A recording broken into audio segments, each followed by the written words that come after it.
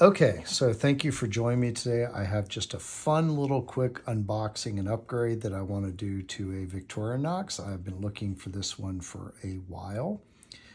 My history of Victorinox is when I was much younger, I had a Tinker and a small Tinker, and that was the vast limit of it. I pulled one out recently, found that both the main blade and the secondary blade were banged up pretty badly, as well as the screwdriver, the flathead screwdriver, and the scales were all chewed up, like I'd been opening bottles with it. So I packaged it up, sent it to Victorinox, and offered to pay for any repairs. They called me and said for a grand total of $5, they would replace the main blade, replace the secondary blade, and replace the scales and clean and lubricate the entire thing, which they did. And I got this back, and it is absolutely spectacular how clean it is, how easy it is to open and close. And so at that point, I started looking a little bit closer at the Victorinox, and I have ordered a whole slew of the SD Classics in various sizes to use as secondary carries with my modern knives. So, however, this one is different, and I have been working to get this one for quite a while, and I'm happy to have it. So let's go ahead and dig into it. So I am calling this video Victorinox SAK, What's Not to Love. Here we go. So this, as you can see, for you Victorinox fans, will know right away, this is the Rambler. The Rambler varies a bit from your traditional SD Classic in that it is a little bit wider than the SD Classic, and it has an additional component. So here we have the Multitool, which has several different tools on it. And it has the pin blade, and in this case the pin blade actually opens opposite of where your lanyard would be. It also has the nail file, and it has the ever useful and fantastic, and I'm having a little bit of a hard time grabbing hold of them, the great scissors. So that is your Rambler.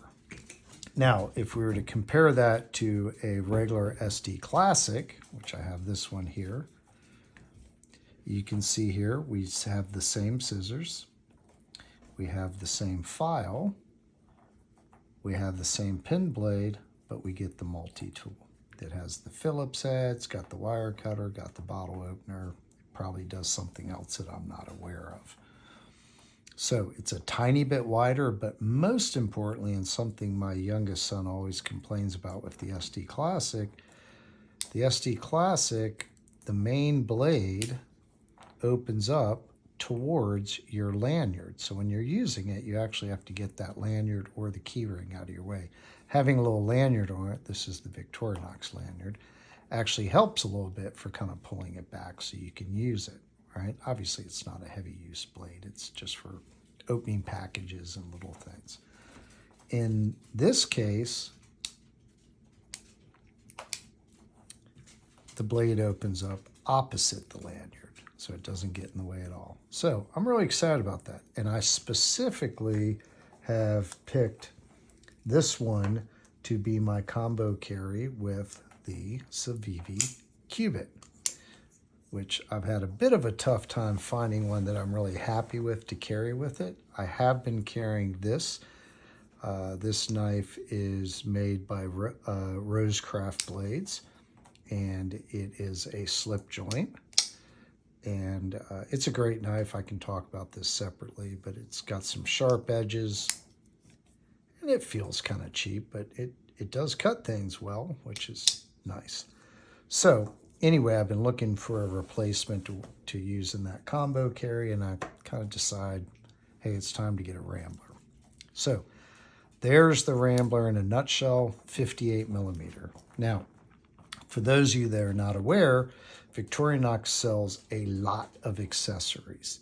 So they have lanyards in various colors. You can get this in a blue, green, red, or black.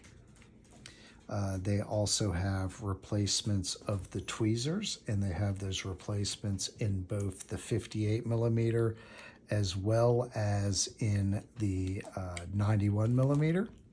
So this is the larger one that I put on here in black in order to match my lanyard paracord. They also have replacement toothpicks, which again come in blue, green, red, or black. And as you can see, I put a black one on here. So my plan was to do a little bit of making this one my own and replacing the tweezers with blue. Thought about green, but I decided to go with blue. The toothpick in blue. And now, finally, adding the blue lanyard. Don't know if this was the right call, you know, in retrospect, thinking about the color variation that is available on the G.O.A.T. Maybe going with all black for the accessories might have been a better option.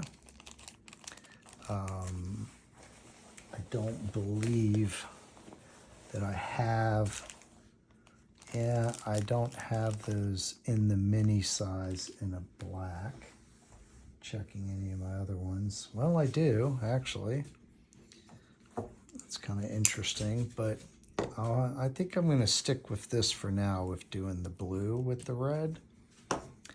But that may be a consideration only because I'm thinking the color pattern, right? Black with red. Black. Well, you know what? Let's try it. So hold tight. And then maybe you guys can let me know in the comments if you think the blue or the black is the way to go. So I do have a black. So I'm going to take this off. I do like that look. That blue's kind of fun. Let's just try this though and see.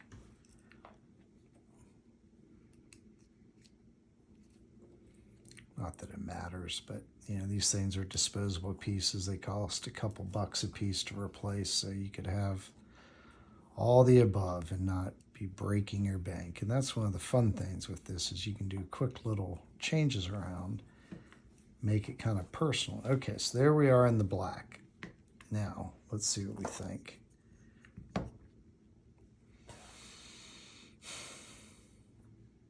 Do you have an opinion? I'm looking at my wife now. Red scales with the black accessories to go with that. Verse. I'm going to make her look at it, guys. Sorry if y'all have to sit through it one more time, but it only takes half a second to put them in, so why not? And in the end, I'll probably go with whatever she says because happy wife, happy life. It's the theory. She's laughing at me now. Okay, here we go. All right, so there it is in blue. So now you have standing alone. I think I kind of like it. I like the blue when I stand alone. But if you're matching it, but if I'm running it with that, what do you think? The black. But the blue's fun because you do have quite a bit of red and black. Knives are black and so. So go with the red and blue. If you guys can't hear what she is saying, and it's very true of the industry on a whole, is that we have a tendency to have entirely too much black. Mm-hmm. Now, red is maybe not as common, but it certainly seems like a lot of knives have just black, you know, FRN or black G10 handles. So I think what she's trying to get at is that pops a little bit, and I'd have to agree. As a standalone, I kind of like the red and blue. I think it may be worth having the black for it because there may be times that change it out. I want to change it. Exactly. And the cool thing is I just changed that out twice and it took minutes. Nothing like when I have to swap scales. What I really need to do is stop chewing my nails so that I can be more effective at pulling these items out so I can show them. One thing I don't like, I will have to say, is they put the nail nick for the file on the inside of the blade.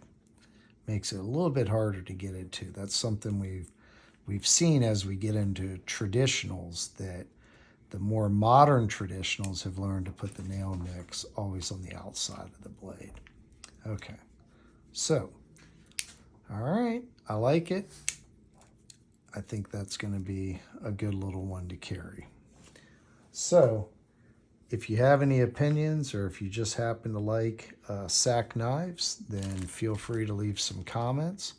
One other accessory I wanted to point out, because there's some really cool accessories for the big ones. Oh, geez, hold on. Okay. So for the big ones, one really cool accessory that I think, a lot of people I don't know, maybe they're not aware of it, maybe they are. So on a lot of these full-size knives where you have either the corkscrew or the Phillips head, you will find there's a little hole right here. And let me go ahead and get this out of here.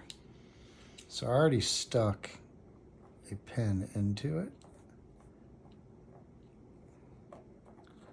So there's a little hole located right here, tiny little empty hole. And you can buy things that will fit into the hole. This is a straight pin. So for getting out, say, like ticks or thorns or things like that, splinters. So you can take this and just slide it right into there, push it all the way flush, and now you have a needle with you at all, or a straight pin, I'm sorry, with you at all times. And that's just super cool in my book. It just adds one more bit of functionality to it. In addition, for the models like the Huntsman that have the corkscrew, they make different attachments. They have a set of attachments that have various type screw heads, so flathead, Phillips head, that type of stuff. And they also make what are called the fire ants, which is an actual strike stone with material, fire starter material. And any of those accessories can be screwed onto the corkscrew, which is really, really slick. They also make fire starter sticks that can be inserted into this pocket here and can actually be struck on the back of the blade. So they got some really cool little fun things out there if you want to kind of trick out your Victorinox. Anyway, so that is the Rambler. Thank you for your guys' time, and I will see you soon. Thanks for joining us today, and hit that subscribe button.